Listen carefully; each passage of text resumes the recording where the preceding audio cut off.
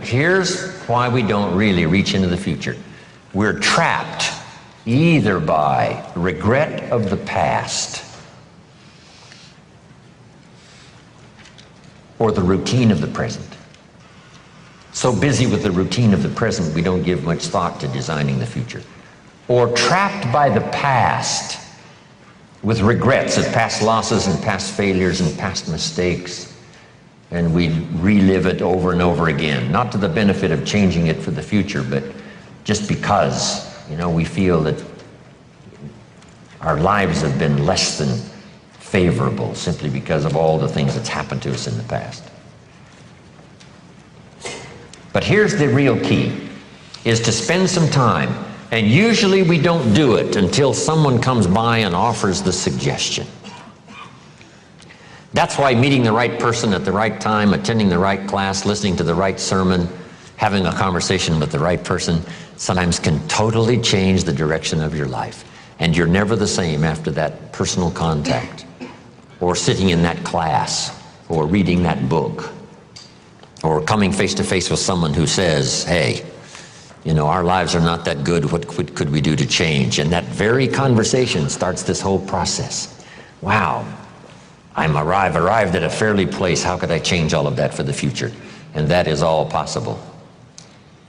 And this point of contact, maybe today, will help change all of that and give some of you a new glimpse of some of the possibilities. We talked a little bit earlier about the possibilities and believing that the possibilities were possible for you, then going to work and make them happen. But let's talk now about setting goals and see if we can't make this really meaningful. Here's the next key. Make sure that the greatest pull on you is the pull of the future. Not the pull of the past that keeps taking you back. Not the pull of gravity like the present that just keeps you sort of stuck where you are. But we want to make sure that the greatest influence and pull on us is the pull of the future. If you have powerful goals well designed and plenty of them to stir your imagination, here's what they will do. Goals become like a magnet. And the bigger they are and the stronger they are and the longer the list and the more things you'd like to acquire during the course of your lifetime, the stronger they pull. And here's the other advantage in setting goals, so that these goals begin to pull you in that forward future direction.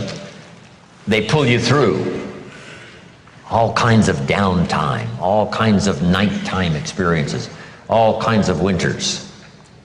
You can much more easily survive the next crisis, the next winter of your life, if you have well-set goals, finely tuned, places you want to go, things you want to do, people you want to meet, skills you want to develop, fortune you want to make, benevolence you want to engage in. If all of that becomes powerful and clear and you're on your way, I promise you, no matter what happens, those goals will pull you through.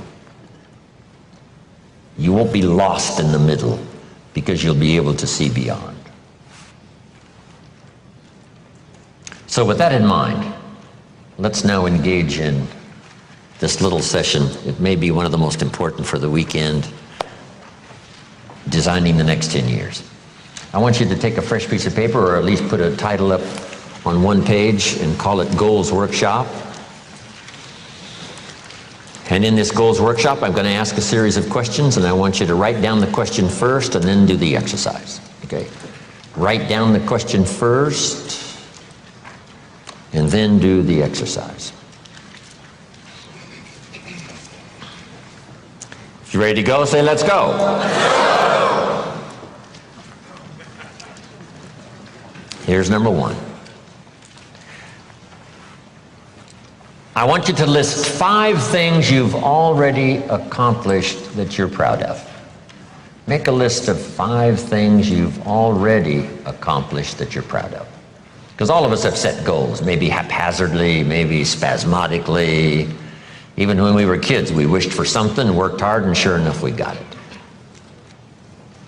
List 5 achievements, 5 goals that you've reached in the past already that you're proud of. If you won a gold medal at the Olympics, that would be a good one to put on there. Whatever you've accomplished, just a list of 5 things. This is just a little review that, we're not sitting in a very bad place. We've all accomplished some things. Some of us, a lot of things. When you're working with children, this is a good exercise to start with. What have you already accomplished that you're proud of? In this little country town in Idaho, I graduated 3rd in my class in high school. And I'm going to another class reunion in September. I graduated in 1949, 3rd in my class. I was pretty proud of that, because I wasn't the smartest kid in the world. But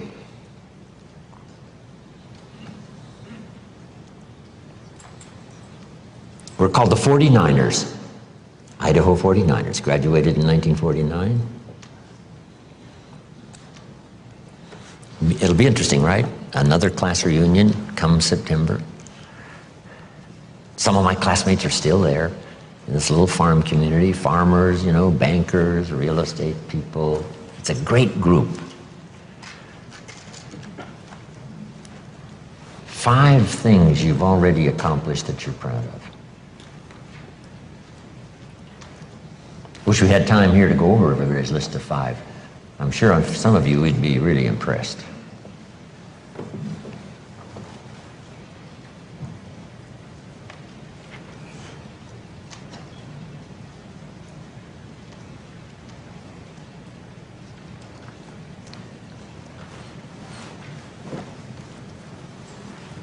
Five things, 5 achievements.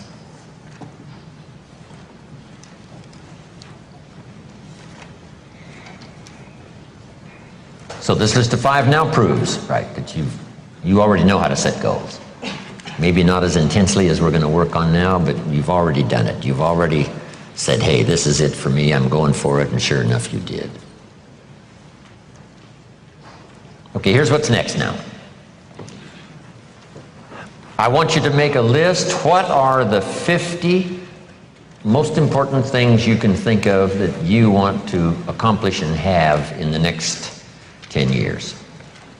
So just put at the top of this now, my 10-year goals, and I want you to make a list of at least 50 items.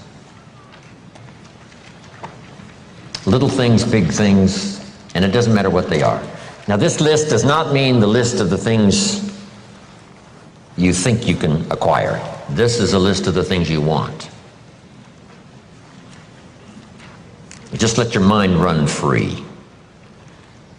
A list of 50 items that would really do it for you in the next 10 years. If you had this, if you went to these places and met these people, and if you had these skills and these investments, education for your children, all the rest of it. So I want you to take the time now. And I want you to go right down the page, not side by side on your goals, right down the page.